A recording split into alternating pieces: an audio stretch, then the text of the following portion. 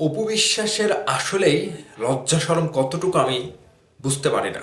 তিনি ভক্তদের মধ্যে কথা দিয়েছে যে আমি আর এ সকল অসুস্থ মস্তিষ্কহীন কোনো যুদ্ধতে যাব না, কিংবা অসুস্থ কোনো তর্ক বিতর্কে জড়াবো না। কিন্তু অপু বিশ্বাস কথা রাখতে পারলো? এই তো কয়দিন হলো কথা বলা। তিনি মুখে এক কথা বলে, আবার একটু পরে আবার কথা পাল্টায়। আসলে আমার যতটুকু মনে হয় যে ওই যে কথায় বলে যে আমার সামনে দিয়ে যদি একটা সুচ যায় আমি সেটা যেতে দেব না, কিন্তু পেছন দিয়ে যদি অন্য বড় কিছু চলে যায় তারপরেও মুখের জোরটা কমবে না, হার মানবে না। তো আসলে উপবিশ্বাসকে মেনে নিতে হবে যে শাকিব খানের কাছে তারা এখন আর জায়গা নাই। যতটুকু সন্তানের জন্য আছে শুধু সন্তানকে নিয়ে যাওয়া, কিংবা বাবা ছেলের সম্পর্কের জন্য একটু দেখতে পাওয়া, যেটা শাকিব খানের পরিবারের সাথে অপবিশ্বাস জন্মদিন পালন করলো জয়ের, সেখানেও কিন্তু কতটা গ্যাপ আমরা দেখতে পেয়েছি। তো এখন বর্তমানে বুবলি যেভাবে স্টেটমেন্টটা দিয়েছে সেই ধারাতে, সেই কথার মতে যদি আপনি যান, তাহলে বুবলি এখনো শাকিব খানের স্ত্রী। যেহেতু ডিভোর্স হয়নি, তিনি একটা সুন্দরভাবে স্টেটমেন্ট দিয়েছে। অন্যদিক থেকে অপু বিশ্বাসের জায়গাটা জিরো। এখন সতীন হয়ে সতীনের উপরে রাগটা ঝাড়ছে কেন? এই রাগটা ঝাড়ার কারণ হচ্ছে অপু বিশ্বাস স্বামী হারিয়েছে, সংসার হারিয়েছে, সেই রাগটা বুবলির উপরে ঝাড়ছে। যেভাবে হোক রাগটা তুলতে হবে, উসুল তো করতে হবে। কিন্তু অপবিশ্বাস ভুলে যাচ্ছে যে তার নিজের পায়ের তলার মাঠে তিনি নিজেই ধরে রাখতে পারেনি। এখানে তো কারো দোষ দিয়ে লাভ নাই।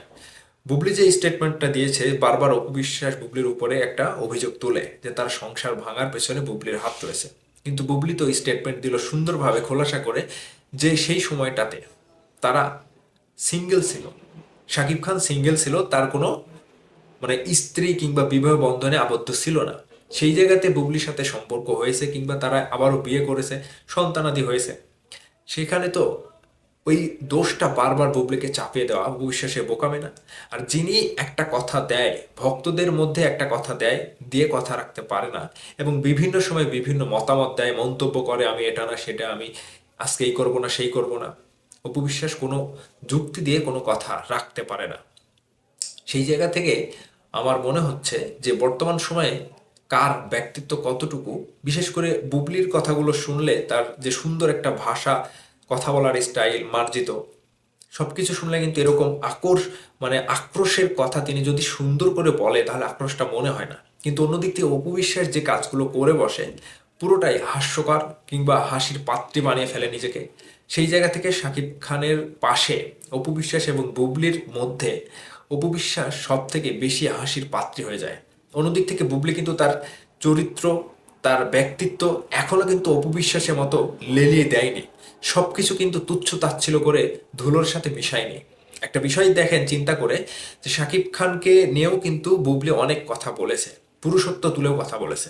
কিন্তু অপবিশ্বাসের মতো এতটা ওপেনলি এরকম একেবারে ছোট্ট কিছু ওজনবিহীন কাজকর্ম কিন্তু বুবলি করে না।